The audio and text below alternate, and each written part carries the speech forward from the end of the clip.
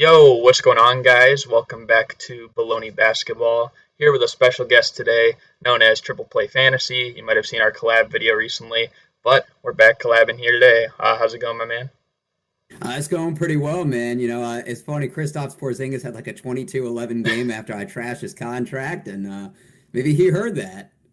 Yeah, he definitely was listening. He wants to be more than just the guy with the good haircut, as you once said.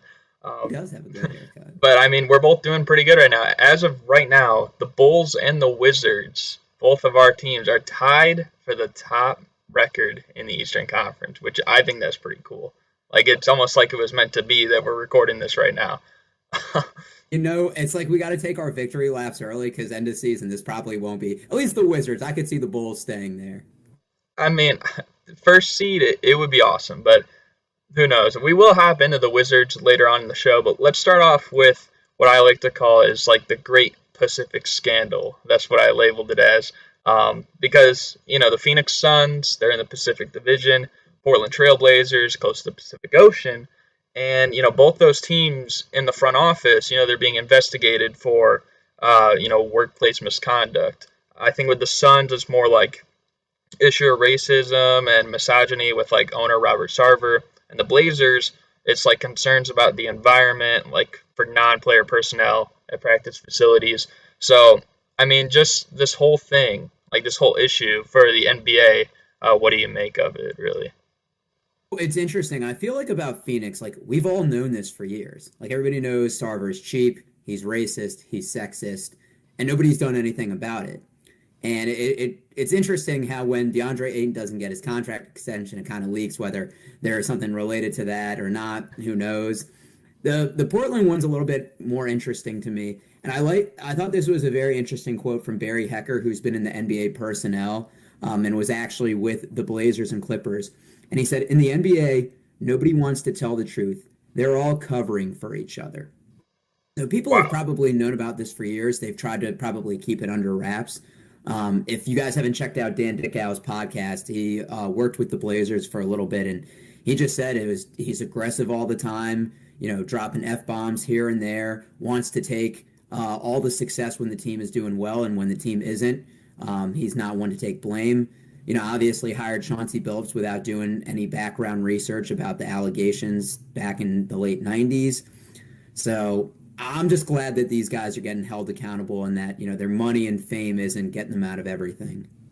Yeah, and I think I was even looking at some articles, like they discussed how it would be even harder for the Sun situation than probably the Blazers, because it's hard, like, to get rid of an owner, I'd say. But I mean, like, situations like this, you got to do something. Otherwise, like, players, like, they're not going to want to be in an environment like that. It's just going to be too toxic.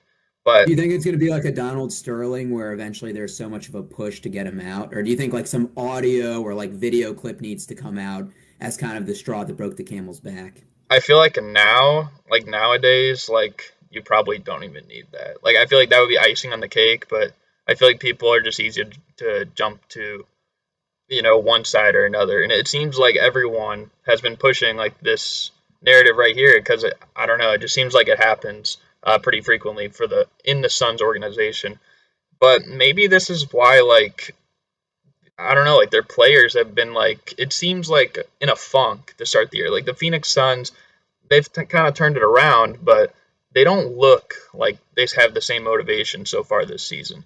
And then with the Portland Trailblazers, I mean, Damian Lillard's like struggling. So maybe this is like a big distraction that nobody's kind of addressing here. And I don't know. I just think that maybe it seems pretty much too toxic. But I don't know. Like, does that make sense? I don't know if I'm like getting there with it. Yeah, I mean, it's probably because they were mentioning like think about you play a game and then you're asked about your performance and then nothing that you have any involvement with that is probably detrimental to your success as well, and people just start asking you that. And now it's like you're getting barreled, Damian Lillard averaging way below what he normally does compared to, and mix in with stuff that's going on outside of his control. It's probably very toxic. Yeah, that was just like the main point I was making. But we can move on. We could talk about the big brawl that happened this week between Jokic and Markieff Morris. Now they're like, siblings are going at it on social media. So do you think that the NBA made the right move in like suspending Jokic and like fining Morris and Jimmy Butler? And what do you think of the whole altercation? So I think they actually should have suspended Jokic for more than one game. Like I understand where it was coming from, kind of the retaliation of Markieff Morris, but he blatantly shoved him without him looking.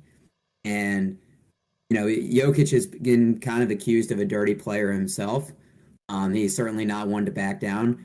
Markieff Morris, like I'm a Wizards fan, and he brought the death row DC identity when he was with the Wizards when they had Wall, Beal, Porter, and Gortat, and they had kind of a similar physical rivalry with the Celtics back in the day. So I think it was just two people that are kind of strong headed. I'm looking forward to the rematch November 29th. I don't know if you're a betting guy. I'm betting the under in that game because I bet it's going to be a very physical defensive game, and I don't think there's going to be any easy buckets allowed. Yeah, I hadn't even looked at when they play next. That's pretty close. I'm going to be looking forward to that as well. Um, but yeah, I kind of agree with you. I don't know why they suspended Jokic for one game. I mean, I had a feeling he was going to get suspended longer than that. Especially, I think back to remember like a few years ago when the Lakers and Rockets had that fight with like Rondo and Brandon Ingram and Chris Yeah, Paul and stuff. Like, didn't they all get suspended? Like, a lot of them got suspended for like 2 games or more, and like they were doing almost nothing. Like Jokic, like I mean, he literally threw his elbow into the guy's like back, but like right near his spine. Like that's the thing I was looking at. I'm like, that could be dangerous right there. I think the one game suspension is the biggest BS for superstars in the NBA. Because, like, think about like a Joel Embiid. Like, every third or fourth game when healthy, quote unquote healthy, he has a rest day. Like, this is a rest day for Jokic. It's a rest day without pay. If you really want to, like, make it impactful and say, here's the precedent, suspend him 5 games and Right. say, like, hey, look, we know what's going on. Don't do it.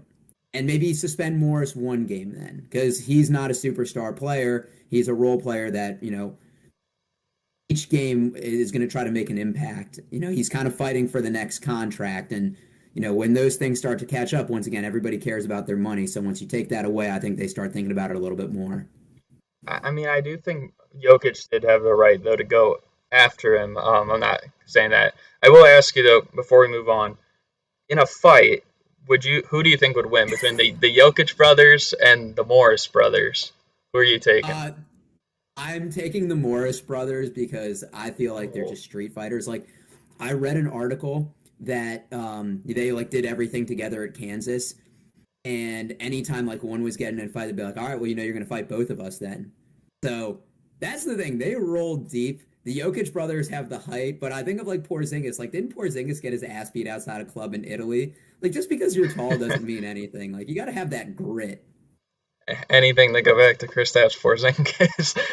And that's true. What about you? Who are you taking? But I feel like the Jokic brothers would win. I mean, first of all, like Oh, if Jokic, like Nikola Jokic, is involved, like they have a 3v2, so it's already kind of a advantage there. But also, I mean, one of his brothers is like a professional fighter, and they're I like didn't know that. they're jacked, they're huge as well. So I don't Oh, I know, like didn't know that. yeah, I didn't know that. they're tough. I don't know. I wouldn't mess with them. I know like they always say like sometimes Serbians can get a little crazy. So, Can we put this over Frank Gore and Darren Williams boxing on pay-per-view? Can we have the Morris twins versus the Jokic brothers?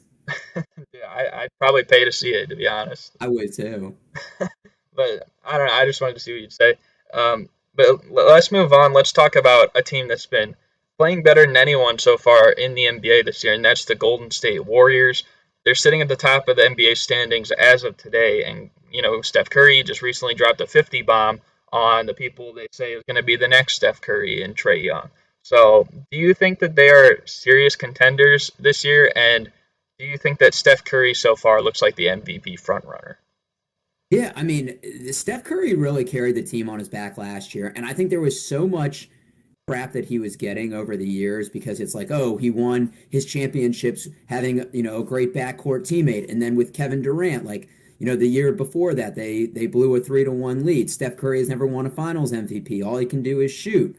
And he's really shown that he's evolved his game. He's gotten better facilitating. I think he's more aggressive with it. And for the Warriors being contenders, I mean, Andrew Wiggins has been more efficient. He's shooting 47% from the field this year, 35 from three. Kevon Looney, I think we finally saw the upside that we thought we might get from him. He had 11 and 17 yesterday. I love Jordan Poole as kind of a second scoring option. Otto Porter off the bench kind of fits in with that mold of looking for shooters. And they haven't even gotten James Wiseman and Klay Thompson back. So, yeah, there might be a little bit of cohesion issues right away, but they're probably one of the deepest teams in the NBA. And I kind of like that they had a down year last year to let everyone get healthy. Yeah, I think the other guys are definitely stepping up a little bit more this year with, Jordan Poole, like you said, Damian Lee as well. So it provides a lot. I think they're currently leading the league too in 3-point shooting. So there's Yeah. also that. And then, like you said, when they get Clay and Wiseman back, it might take some time, but um, like they're still. I think the fact that they're already like 10-1 at the time that we're recording this already says enough that like that's a hard record to blow in the sense where it's like you're going to fall out of the playoff picture. So they're for sure going to make the playoffs. They're for sure going to be like a talented team. In terms of like the top contender, like I wouldn't have them as my favorite yet until I see more because you also got to realize some of the teams they've played, like the Rockets, the uh, Yeah. Pelicans, the Thunder twice. So like I got to wait till I see like them against more serious So contenders. who's your number one contender in the West? In the West, I actually believe it's going to be the Utah Jazz. So I'm okay with that. I, I'm I okay with think that. If they're they're such a well-rounded team as well. I know the Warriors have had great defense too this year. I believe they're number one in defense, but the Jazz offensively and defensively, I don't know. I just think that they have a lot. But in terms of the Warriors, well, I guess I just touched on the Warriors. In terms of MVP frontrunner, for if it's Steph Curry, he's definitely up there. I think he could be anywhere like 3 to 5 range. But I think in terms of individual performance, I'd probably have to go with Kevin Durant as of right now, or maybe Nikola Jokic. I think those two guys each have like a serious argument. Um, but yeah, that's just how I feel with it. I don't know. Do you think he's the front runner right now for MVP or? I do just because like you look at the other teams, like Denver is a little bit over 500 and Jokic won it last year. So, I think the voter fatigue is sometimes real. Like that's the reason LeBron doesn't get it or why Giannis hasn't gotten as many votes. And James Harden has been averaging close to a triple double the last week. So I think just because the Warriors have the best record, Steph hasn't won it in a couple of years. I'd say he's the front runner right now, but it's not like a runaway. I don't think it's a fluke. I think that they had really good matchups. So, for example, they played the Knicks, who scored the least amount of points per game last year, but were really good at defense. And what we saw is when the Knicks were behind, they didn't really have a go-to scorer. Julius Randle did a lot of isolation ball, and I think that's what they tried to improve on this season, bringing in Kemba Walker, having Derrick Rose re-signed on another deal, Obi Toppin, Kevin Knox, hopefully taking the next steps. But so that was a favorable matchup, and then Philly just as they looked very dysfunctional, and they weren't really a match for the Bucks in the Eastern Conference Finals. They've also had a tough schedule to begin the year. They're 1-7 on the road. They're 3-1 at home, so they've played twice as many road games as home games. They've played Utah twice, the new look Wizards twice, which I thought I'd never say them being a tough team, the Nets and the Warriors. So that's kind of a little bit of the rough schedule. And you're right, they're not playing defense. And I think kind of what we saw in a little bit of foreshadowing with the Wizards, you can't always bank on outscoring your opponent because if you have an off shooting night, then you're not, disciplined on the other side of the ball to get stops. I just feel like this early in the year, I don't value winning too much. I mean, like Yeah. if you're like 1-10, then like yeah, like you're not going to be And up then there. you But ain't getting it. yeah, but I mean, like I feel like Jokic, he's just over 500. Kevin Durant, he's one of the top seeds right now in the East. So I don't know, and they're both playing really well. So I think all three of them though will probably be, and also guys like Paul George and Jimmy Butler, they'll probably be making a good case this whole season for the MVP. Um, but yeah, we can move on to one of the teams that's been not so hot as of late, and That is the Atlanta Hawks. They made the Eastern Conference Finals last year. At the time of recording this, they're currently 4-8, and literally almost everyone on their team statistically has kind of dropped off a little bit from last year, except for maybe Cam Reddish. So, they've been pretty bad defensively, despite their front court's been healthy, like John Collins, Clint Capella, and all those guys. So, I guess the big question here is: do you think that the Hawks last year making the Eastern Conference Finals was it a bit of a fluke? Do you think they're a 1 year wonder? I feel like for me, in terms of like, are they a fluke in terms of like what's to come for this team down the line? I'm gonna say no because I think that they still have a lot of potential left. But are they a fluke in the NBA right now? And I'm probably gonna say yes because if we're thinking about it, the Eastern Conference Finals, that's usually your top two teams in the conference. And when I look at the East, I mean, I don't think they're better than the Nets. I don't think they're better than the Bucks, the Heat. I don't really think they're better than the Bulls or the Knicks. So, I mean, and even like the 76ers have played well. So that's a lot of teams that they're going to have to jump over. I think last year was more so the Sixers lost that series than the Hawks won, if that makes Agreed. sense. So, like, if the Sixers were playing like normal, if Ben Simmons wasn't playing so passive and Tobias Harris wasn't like struggling down the stretch, Embiid had a meniscus tear in his knee that he was playing through also. that as well. It just seemed like outside of Embiid and maybe Seth Curry, like all the Sixers just kind of folded. But if everyone's playing their best in that series, I think the Sixers would have won like pretty convincingly, probably in like 5, Agreed. maybe 6 games. And that's not a knock against the Hawks. I just think that they're kind of in a bad situation right now because they're going to get that slander. But I don't know. I think that in terms of right now being one of those top teams, might be a fluke, but down the line, I think that they'll still be like one of the best young teams in the league. Agreed. Agreed. And I like their core of Trey Young, John Collins, Clint Capella, Kevin Herter. Like they have a good system. I think they just, you know, they need to focus on defense. And I think they have a lot of people that score and rebound, but do you have any perimeter defender that's going to shut down the best scorer on the other team? Probably not. Yeah, and it definitely won't be Trey. so, Yeah. but we can move on to someone who has been playing some great perimeter defense this year, and we kind of addressed him a little bit earlier, and that is Paul George, one of the top front runners in most people's opinion for the MVP award. I don't know how many people have him first, but a lot of people have him somewhere up there. So, do you think that no Kawhi Leonard for the foreseeable future, like until he comes back? Do you think that this could be an MVP caliber season for Paul George? And what do you think of the Clippers so far? So I'm actually surprised that the Clippers have been doing better than they have been. We talked about it on our show last time or the collab video. I kind of figured this was a punted year for the Clippers. Like him and Kawhi are signed for the next 3 years. Like they're locking in that as the core. And Kawhi is probably going to miss most of this season with a torn ACL. So it's like, do you really want to ride Paul George in the ground? Right now, he has the third highest usage rate in the NBA behind Luka and Giannis. And his counting stats are great. 26.7 points per game, 8 rebounds, 5.5 assists, 2.5 steals. Is he going to be able to keep this up for a full 82 games or however many he's going to play? Right now, he's averaging 35 minutes a game. It's the most since his time with the Thunder. He's played 48 and 54 games the last 2 seasons. So is he going to need that kind of load management where, later in the year, January, February, he's needing to take second nights of back-to-backs off? So that's just more what I worry is he's putting up great stats and the Clippers are above 500, but if you're not going to win it all this year, or if you're not pushing your chips in, is it really worth, the usage that he's getting right now? Yeah. I mean, I think it is possible, but just because, like, that last season he had with OKC is what a lot of people would consider his best because, he's top three in An MVP MVP finishing. and also top three in, Defensive Player of the Year. So, like, he was doing just about everything.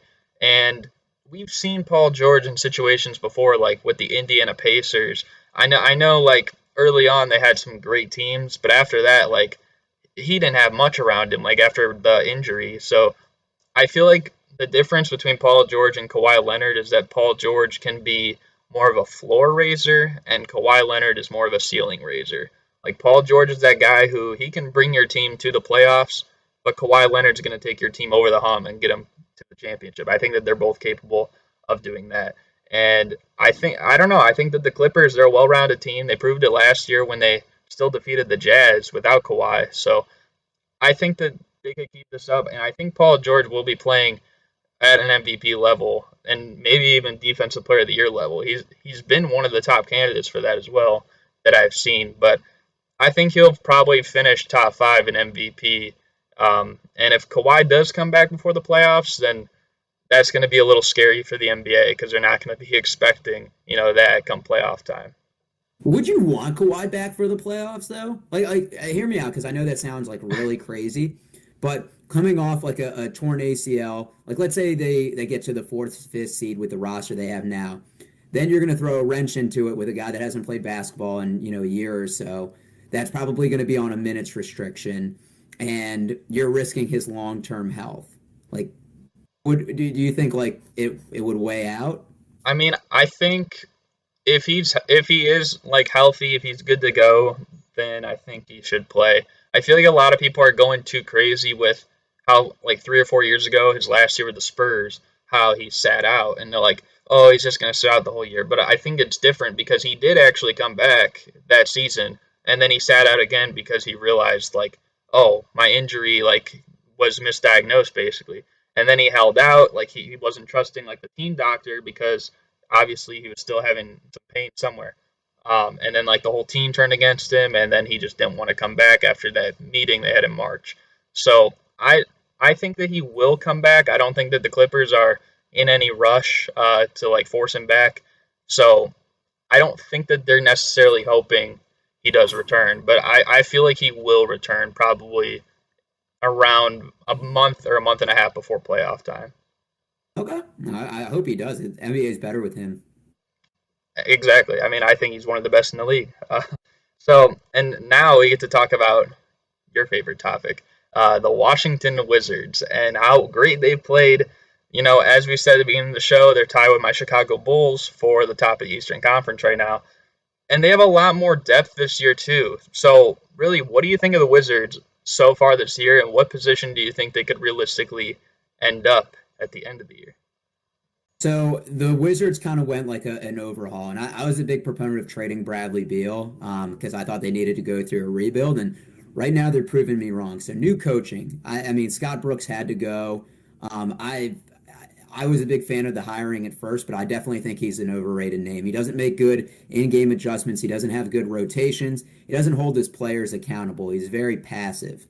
So the biggest improvement has been the defense.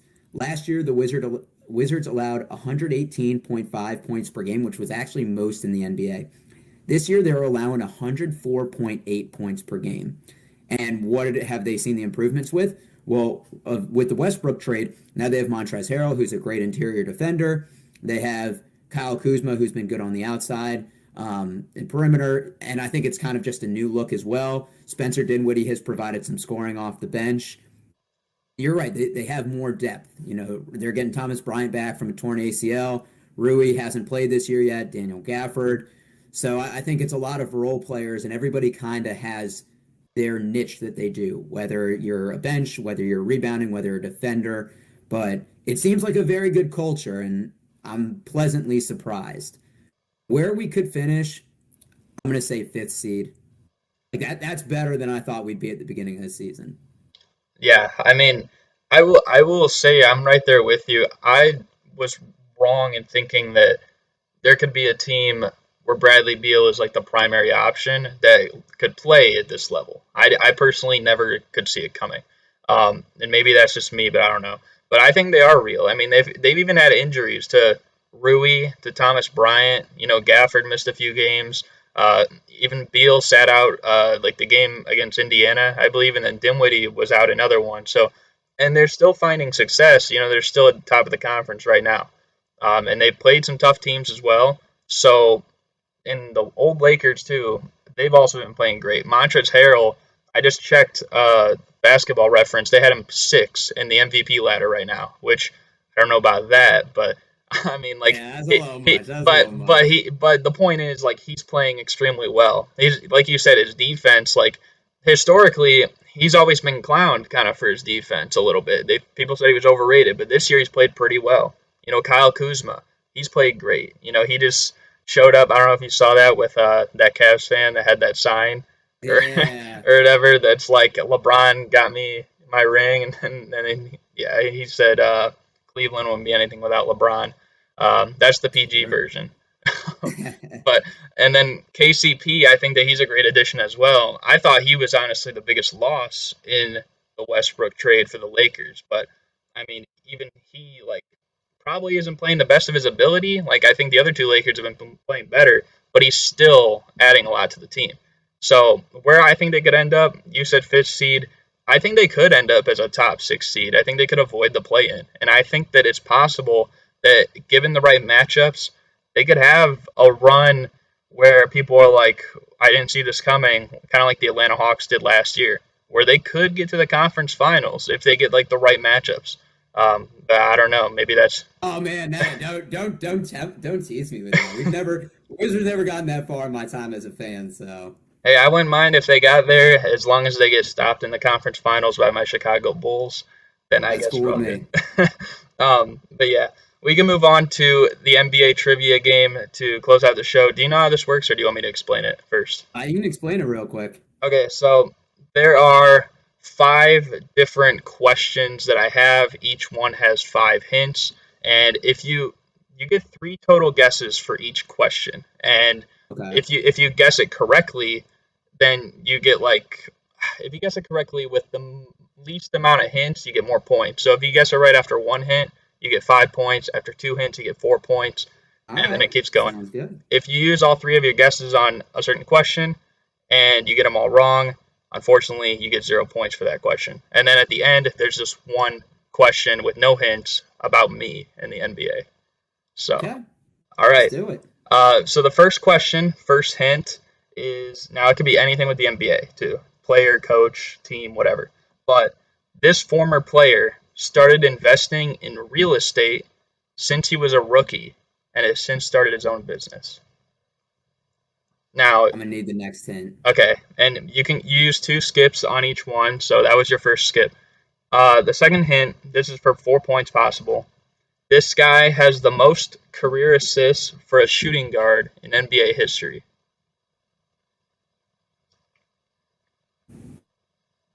The Kobe Bryant? It is not Kobe Bryant, and that's actually tough because he is so close to being first on that list. I think he's separated from like 3 or 4 assists. So Okay. that's a good guess. But all right, so the third hint, this is worth 3 points. You got one strike so far. Him and Hakeem Olajuwon were teammates on the Phi Slamma Jamma team and later in the NBA. All right. I'm gonna say Clyde Drexler. It is Clyde Drexler. All right, Nice. that's pretty good. So you got 3 points so far. I always say All right. it's good to try and get at least 10 in your run. So you're doing pretty good. You got All four more right. Let's questions. go, baby. Let's All right. go. So the second question, first hint, is this president of basketball operations became part owner of an esports team in a city whose mascot had the same name as the esports team. All right. Next one. The, the first hint's always the hardest. All right, so the second hint is he once said 3-point shots should be worth 2.5 points. I'm gonna go. That's like a mid-range guy. I'm gonna go Rip Hamilton. It is not Rip Hamilton. I'm sorry, and then we'll go into the third hint, but just remember he is a president of basketball operations, part owner of an esports team. Their mascot had the same name as the esports team, and then he said 3-pointers should be worth 2.5 points. The third hint is he once traded away Kyle Lowry. All right, so that's got to be someone for the Rockets. Because Masai Ujiri. Is it Masai Ujiri? It is not Masai Ujiri. All right, then it's That's got to tough. be the guy for the Rockets. I have to think of it. Okay. I know it. I know it now. Kevin McHale. Are you sure you want to guess Kevin McHale, or do you want me to read the next hint first? I read the next 10. Okay. The fourth hint is he won Executive of the Year in 2018, while one of his players was the league MVP that year. Um, oh my God, Daryl Morey. It is Daryl Morey. I don't know why I thought Kevin McHale was GM. He was affiliated with the Rockets before. He was the coach for some time, but that's pretty good. You got 5 points. You're still on pace to get at least the 10. All right, let's go. Third question, first hint. This team has had multiple different players in their history win the Rookie of the Year, the Coach of the Year, and the Defensive Player of the Year.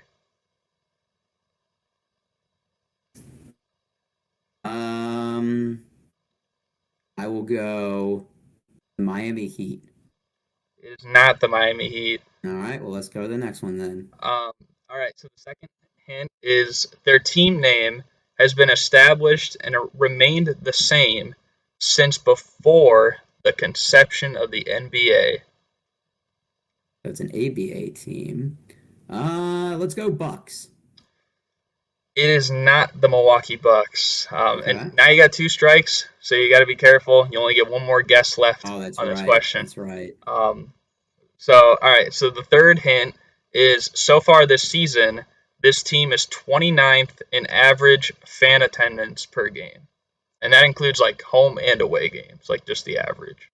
All right, I got to go to the next one. I don't want to use my third strike on that. Okay, the fourth hint is they won 0 playoff games in the 2010s decade. 0 playoff games in the 2010 decade. I'm going the Charlotte Hornets. It is not the Charlotte Hornets. I hate to break it to you. You'll probably get it after the last one. The last one was pretty easy. This team just had the first pick in the NBA draft. Oh my gosh, the Pistons. It was the Pistons, yes. Yeah, they are. I can see them being 29th in attendance. So you still got 5. You know, it's funny. That was actually going to be my first guess. I was like, nah. I had a feeling I felt like that one probably would have been like the most likely to be guessed of the 5 pointers on this list. So I don't know. I was like, he might get it because no one's gotten a 5-pointer in the whole time doing this yet. But you still got 2 more, and then you also got the question about me. 5 points right now. You need 5 more for the 10.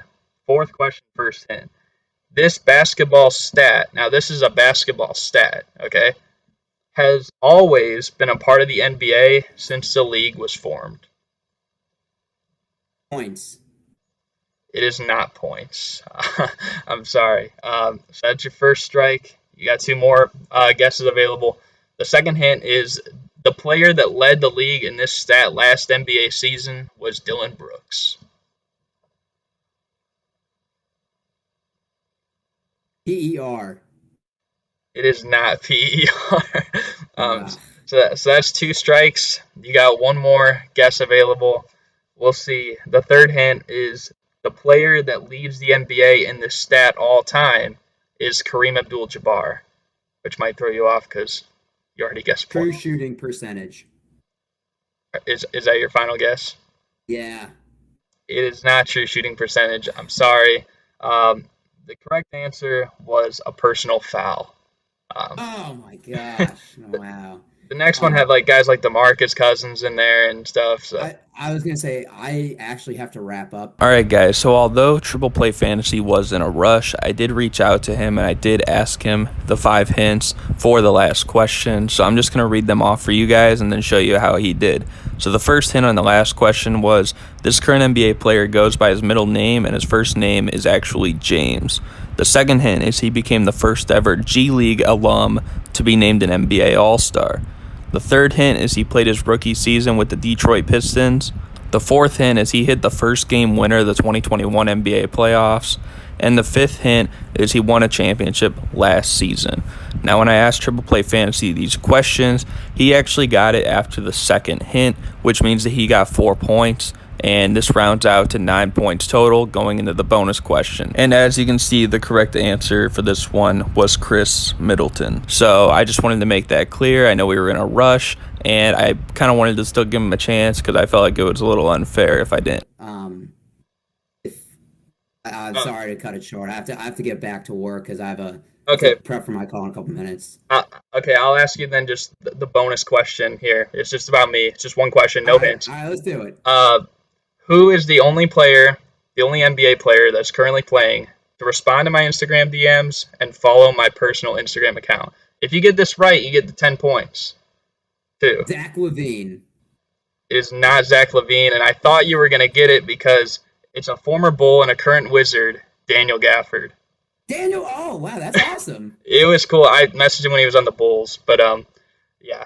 I think we're going to wrap it up here because he has to go. Hope you guys enjoyed it. You want to say any final thoughts to the fans? Make sure that you check out both our YouTube channels because we got fire content. Exactly, and we'll be collabing again in the future. Sorry, we kind of got this one in a rush. I think we did pretty well. So, again, hope you guys enjoy. Thank you guys for watching, and we're out. Peace. Catch you guys on the next one.